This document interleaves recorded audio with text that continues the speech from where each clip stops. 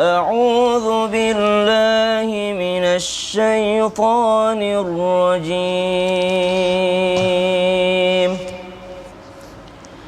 بسم الله الرحمن الرحيم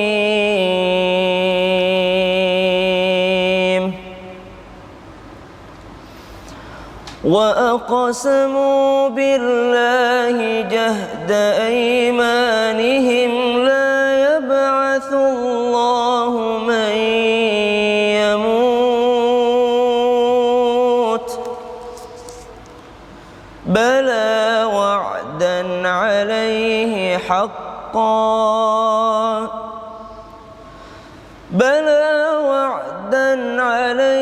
حقا ولكن أكثر الناس لا يعلمون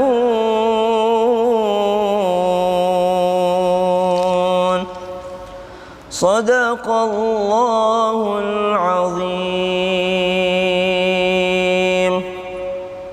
Al-Quran Surah An-Nahl ayat 38. Dan mereka bersumpah dengan nama Allah dengan sumpah yang sungguh-sungguh. Allah tidak akan mampu.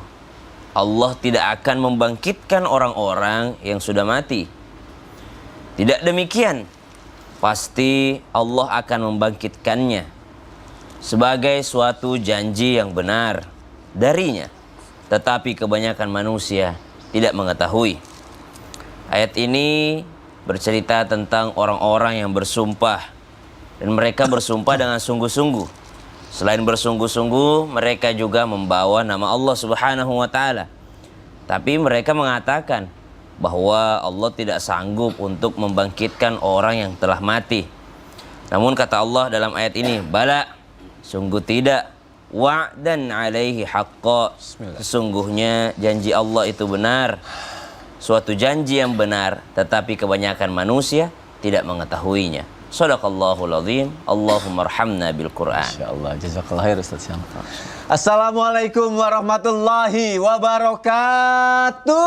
Waalaikumsalam warahmatullahi wabarakatuh. Jamaah alhamdulillah. Alhamdulillahirabbil alamin. Allahumma sholli ala sayyidina Muhammad wa ala ali sayyidina Muhammad. Alhamdulillah jamaah, kita ketemu lagi di Islam itu indah. Alhamdulillah ketemu lagi sama guru-guru kita yang Masya Allah sangat kita cintai karena Allah. Kita akan belajar banyak pagi hari ini ya. Sumpah aku senang banget ketemu sama guru-guru. Sumpah pengen banget belajar pagi hari ini. Biar apa ya? Biar kayak pinter gitu ya kan? Sumpah lah. Sumpah. Oh, sumpah. Emang kenapa? Kok Ustaz Maulana ketawain aku? Ya enggak. Ustaz gak apa-apa. Emang kenapa sih ngomong sumpah? Banyak sumpahnya. Tapi kan orang sehari-hari juga banyak yang sumpah. Hati-hati. Banyak sumpah. Kebanyakan sumpah bisa jadi bahaya juga. Oh gitu? Sumpah tuh ada yang diperbolehkan, ada yang enggak gitu ya? Iya. Oke. Sesuai dengan apa yang aku omongin, sumpah kita akan belajar pagi hari ini. Tema kita adalah gara-gara sumpah hidupku gak berkah. Waduh, bisa gak berkah juga cuma gara-gara sumpah ya. Jamaah, ibu-ibu, bapak-bapak, semuanya ya disiapin catatannya. Aku dong baru. Nggak pakai kertas lagi kan. Modern. Nyatetnya di sini. Sombong amat. Itu keren. Yuk kita bahas mengenai masalah sumpah ya. Langsung aja untuk yang pertama nih, sumpah itu apa sih gitu ya? Katanya Allah Subhanahu wa taala juga bersumpah. Bahkan menyebutkan sumpahnya dalam Al-Quran. Emang benar seperti itu Ustazah Lulung? Insya Allah benar. Mohon penjelasannya dong. Ya, silakan. mau tahu aja apa mau tahu banget? Banget.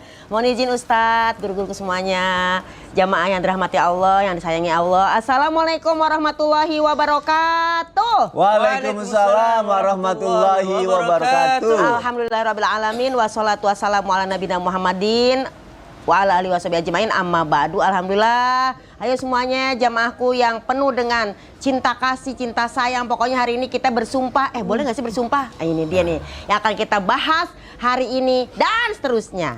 Jamaah alhamdulillah. Boleh gak sih kita bersumpah? Allah aja bersumpah dalam Al-Quran. Apa benar Allah bersumpah dalam Al-Quran? Ya iyalah bener lah. Kita bakal sering membacanya. Ingat banget waktu kita masih kecil kalau kita ngaji ya, sampai sekarang pun di pengajian suka ada yang namanya ketika kita tutup pengajian pasti baca surat yang penuh dengan sumpah. Nggak penuh sih, di awalnya aja. Bismillahirrahmanirrahim, wal asri, demi masa, demi waktu asar. Nah, walaili, wadduha, dan sebagainya. Jadi apakah Allah bersumpah dalam Al-Quran? Betul sekali.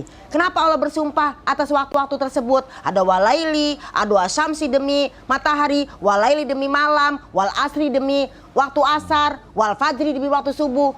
Karena apapun yang Allah ucapkan dengan sumpahnya itu adalah menunjukkan betapa hebatnya ciptaan Allah. Bayangin kalau nggak ada matahari, bayangin kalau malam doang nggak ada siang, bayangin siang doang nggak ada malam.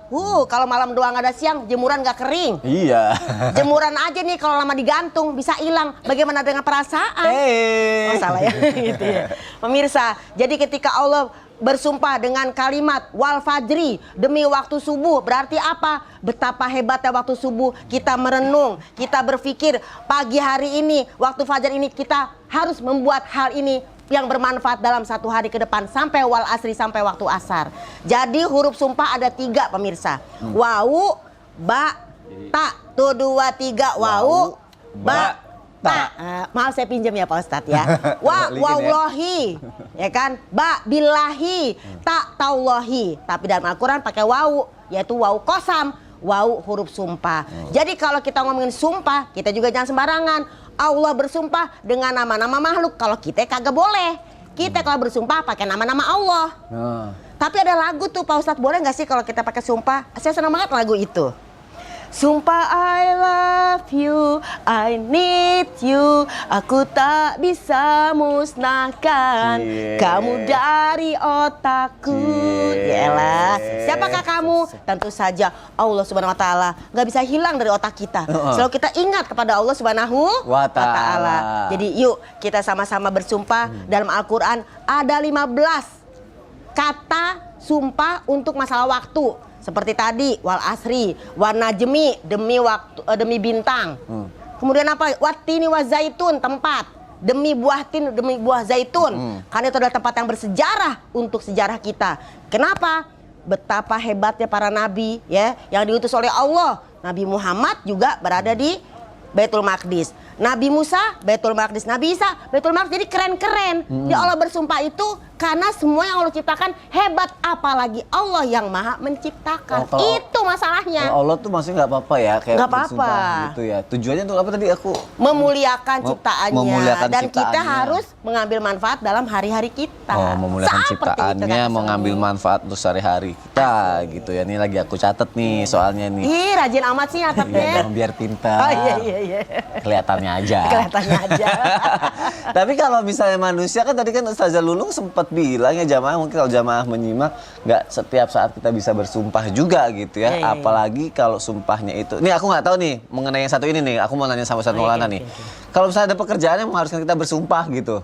Apakah menjadi tidak berkah pekerjaan kita? Contohnya gini deh, orang yang berdagang gitu untuk yakinin orang, enggak nih sumpah nih mungkin jualannya bagus apa segala macam. Itu dibolehkan apa enggak atau jadi berkah apa tidak gitu Ustadz Maulana? Makasih banyak. Silakan Ustadz. Mas Soni, Ustaz Sams dan Bunda Lulung yang manis. Mas. Kata suami. Kata suami. Bismillahirrahmanirrahim. Allahumma salli ala Sayyidina Muhammad wa ala Sayyidina Muhammad. Apakah tidak berkah pekerjaan ataupun jualan yang dikenai sumpah? Ya jelas. Kenapa Anda bersumpah kalau tidak dimintai untuk bersumpah? Maka barang dagangan yang dikenai sumpah tidak akan jadi berkah. Karena ada janji yang harusnya dalam artian menegaskan, meminta untuk penegasannya. Tapi tunggu dulu. Bagaimana dengan pekerjaan yang haruskan untuk bersumpah? Ingat, ketika ada dokter, ada sumpah jabatan. Kemudian ada tentara, disumpah jabatan. Sumpah. Semua diserai sumpah. Ini yang dimaksud dengan tanggung jawabnya. Maka ketika ada orang sudah bersumpah, tapi tidak menjalankan sumpahnya, maka dikategorikan orang munafik. Orang yang bersifat munafik. Karena kenapa? Karena ketika orang bersumpah, itu dalam artian melibatkan 3. Dirinya, Allah, dan sesama manusia. Maka dari sini kita harus belajar bahwa mohon maaf manusia itu yang dipegang kata-katanya. Kata-katanya. Nah, jadi nanti ada kategori sumpah yang melibatkan lidahnya, hatinya, dan sumpah kebohongan. Dan ini juga ada kafaratnya. Maka ada dendanya. Maka ada tanggung jawab di baliknya. Maka dari sinilah kita harus belajar. Jangan pernah mempermainkan sumpah. Jangan pernah dikit-dikit sumpah. Jangan pernah juga mohon maaf sumpahnya astagfirullahaladzim, nauzubillah. Apa tuh? Menjadikan sumpahnya memberatkan untuknya. Makanya ada juga sumpah, saya bersumpah. Pokoknya kalau saya ketemu dia, tak ketok palanya. Ini sebaiknya sumpah yang tidak boleh dilakukan. Iya, ngetok pala orang ya soalnya. Karena ada Benjol. bentuk kezaliman di dalamnya. Saya bersumpah tidak akan menikahkan anakku dengan anaknya. Itu tidak boleh. Karena kenapa? Melanggar syariat. Karena jangan sampai takdirnya dia berjodoh. Berarti sesuatu yang dihalalkan jadi diharamkan. Tidak boleh seperti itu. Pemutusan silaturahmi. Ini jangan sampai. Sehingga ada hukum sumpah itu wajib dilaksanakan. Ada hukum tidak wajib dilaksanakan. Sehingga nanti para guru-guru kita akan menjelaskan lebih lanjut. Makanya jangan pernah mempermainkan sumpah. Apalagi berkaitan dengan pekerjaan, berkaitan dengan urusan. Maka mohon maaf ya, manusia lahir itu tidak bawa apa-apa. Tidak bawa apa-apa. Menggenggam tangannya. Maka dari disinilah manusia itu yang dipegang kata-katanya. Walaupun yang sumpah yang diomong itu benar gitu ya, untuk yakinin Meskipun orang benar, tapi ada baiknya jangan mempermainkan. Karena ada tanggung jawabnya. Ada seperti tanggung Ustaz jawab Maulana dan bilang. ada dendanya, kafaratnya. Oke, itu akan dibahas nanti ya. Terima kasih Ustaz Maulana ya untuk penjelasannya mengenai pertanyaan aku tadi ya. Jamaah, aku punya tayangan nih. Ini mungkin jamaah pernah melihat atau oke deh, aku kasih lihat aja deh tayangannya ya. Ini seorang pria sumpah pocong nih. Karena pocong. tidak terima difitnah. Coba kita lihat tayangannya, silakan. Jadi karena merasa difitnah, dia tidak diterima, mungkin apa yang udah diomongin orang nggak percaya, akhirnya dia sumpah pocong supaya orang lain percaya gitu.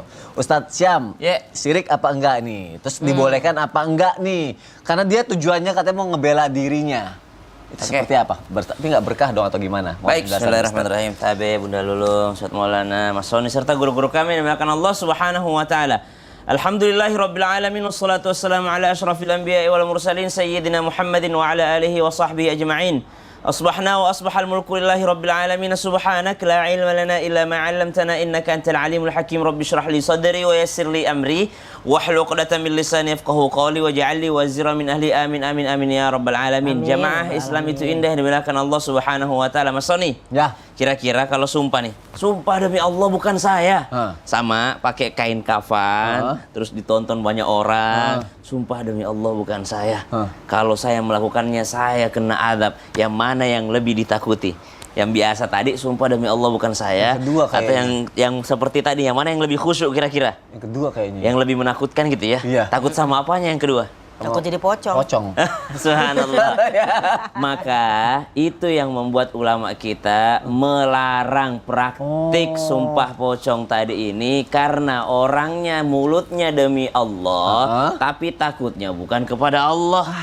Takutnya kepada pakaian pocongnya, takutnya kepada kutukan yang akan didapatkannya, takutnya kepada sesuatu yang akan menimpanya, bukan takutnya kepada Allah Subhanahu wa taala. Padahal tujuan sumpah itu sendiri adalah menunjukkan bahwa saya nih hamba yang takut sama Allah. Udah, kalau saya ngomong demi Allah berarti saya sudah mengikut sertakan Allah dalam persaksian saya. Subhanallah. Karena sebenarnya kalau dilihat daripada syariat gitu ya, tidak ada yang salah, tidak ada yang keliru, artinya tidak ada yang mengarah kepada kesyirikan. Kalau misalnya sumpah pocong tadi ini hanyalah aksesoris. Yang menjadi kesyirikan, bahkan itu kesyirikan tipis yang tidak disadari oleh manusia, adalah yang tadi jawabannya tuh. Lebih takut dia dengan pakaian tersebut, berarti perbedaannya dia yang sebelumnya juga sama-sama demi Allah, ketika pakaian pocong juga sama-sama demi Allah mulutnya, kok bisa lebih takut pada saat pakai aksesoris tadi?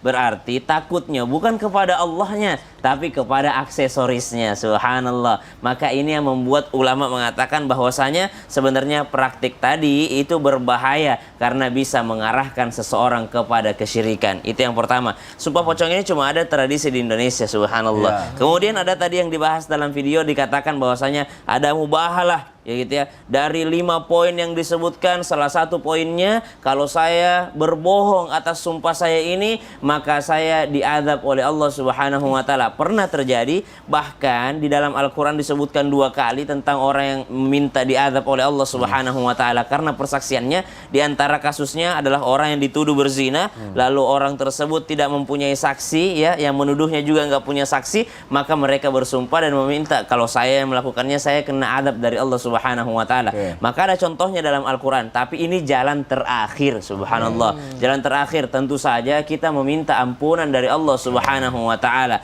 Pada intinya, mari kita murnikan bagaimana seseorang harus bersumpah hanya demi Allah.